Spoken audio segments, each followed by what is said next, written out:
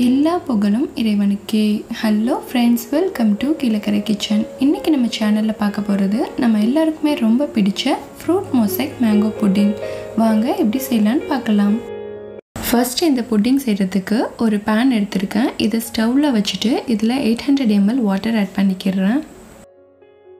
தண்ணி லைட்டாக ஹீட் ஆனதும் இதில் 3 டீஸ்பூன் அகர் பவுடர் ஆட் பண்ணிக்கிறேன்.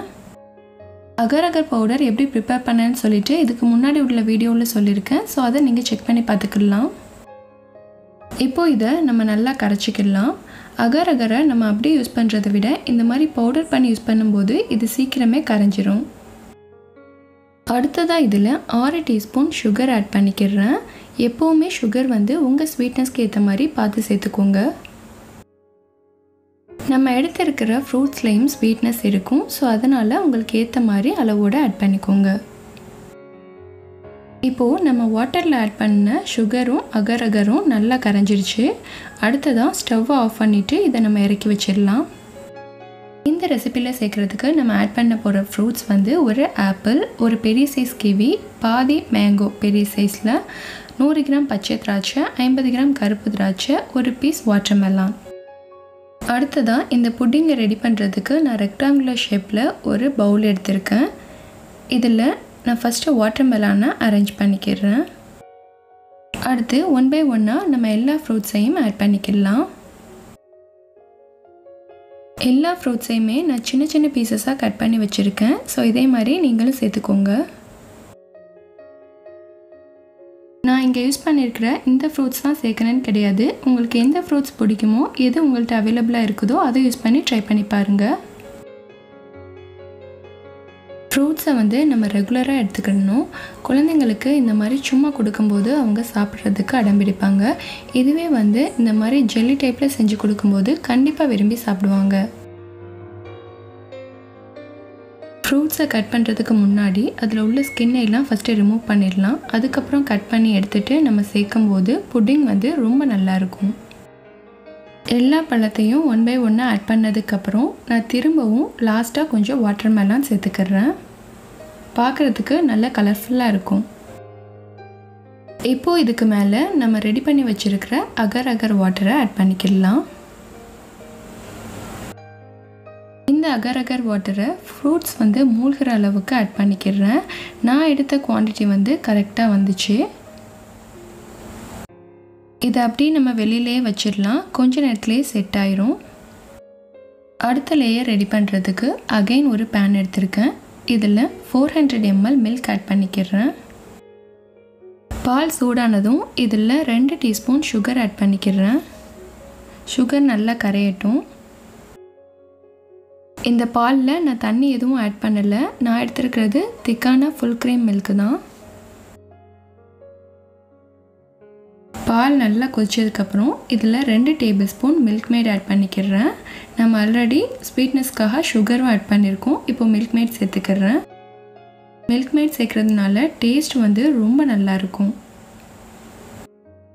அடுத்ததாக ஒரு பெரிய சைஸ் மேங்கோவை ஸ்கின்னை ரிமூவ் பண்ணிவிட்டு சீடெல்லாம் எடுத்துகிட்டு நான் மிக்ஸி ஜாரில் கிரைண்ட் பண்ணி எடுத்துருக்கேன். அதை சேர்த்துக்கிறேன். இப்போது தீயை லோ ஃப்ளேமில் வச்சுட்டு இந்த மேங்கோ பேஸ்ட் எல்லாமே நல்லா கரையிற வரைக்கும் மிக்ஸ் பண்ணி விட்டுக்கலாம். நான் எடுத்திருக்கிற மேங்கோவில் ஸ்வீட்னஸ் கொஞ்சம் கம்மி தான். ஸோ அதுக்கேற்ற மாதிரி நான் ஸ்வீட்னஸ் சேர்த்துருக்கேன். அடுத்ததாக செகண்ட் லேயருக்கு தேவையான அகர் ரெடி பண்ணிக்கலாம். இதுக்கு ஒரு பேனில் 400 ml வாட்டர் ஆட் பண்ணிக்கிறேன். இதில் 2 டீஸ்பூன் அகர் பவுடர் சேர்த்துக்கிறேன்.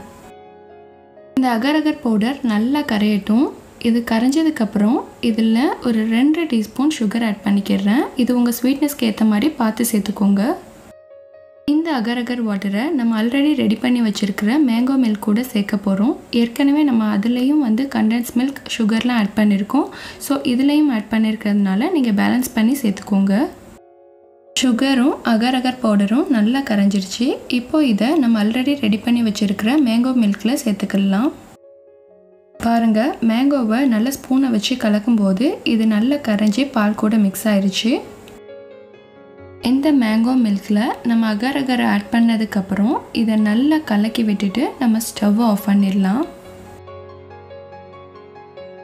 இப்போது நம்ம ஏற்கனவே போர் பண்ணி வச்ச ஃபஸ்ட் லேயர் செட் ஆயிடுச்சு. இதுக்கு மேலே நம்ம இப்போது ரெடி பண்ண செகண்ட் லேயரை சேர்த்துக்கலாம். ஃபஸ்ட் லேயர் ஃப்ரூட் மொசைக்கு மேலே நம்ம டூத்பிக்கை வச்சு குத்தணுன்னு அவசியம் இல்லை.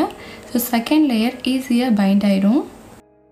இப்போது இதுக்கு மேலே இருக்கக்கூடிய சின்ன சின்ன பபுள்ஸ் எல்லாம் நான் ஸ்பூனோட பின்பக்கத்தை வச்சு உடச்சி விட்டுடுறேன். ஃபஸ்ட் லேயர் வந்து கொஞ்சம் உயரமாகவும் செகண்ட் லேயர் உயரம் கம்மியாகவும் செய்யும்போது இது பார்க்குறதுக்கு நல்லா இருக்கும். அடுத்ததாக இதை ஃப்ரிட்ஜில் ஒரு 3 மணி நேரத்துக்கு அப்படி செட்டாக வச்சிடலாம். இப்போது 3 hours ஆயிடுச்சு. இது நல்லா செட் ஆயிடுச்சு. இது இப்படி எடுத்தோன்னா வராது. ஸோ இதோட ஓரங்களில் வந்து நைஃபை வச்சு இந்த மாதிரி நம்ம எடுத்து விட்டுக்கலாம். கேர்ஃபுல்லாக இந்த புட்டிங் வந்து உடஞ்சிடாத அளவுக்கு ஓரங்களை பார்த்து எடுத்து விட்டுக்கலாம். நம்ம இந்த அளவுக்கு அகர் அகர் சேர்த்தா தான் இது கரெக்டான கன்சிஸ்டன்சியில் வரும். கட் பண்ணுறதுக்கு ஈஸியாக இருக்கும். இப்போ இதை கேர்ஃபுல்லாக ஒரு பிளேட்டில் கவுத்தி திருப்பிக்கிடலாம்.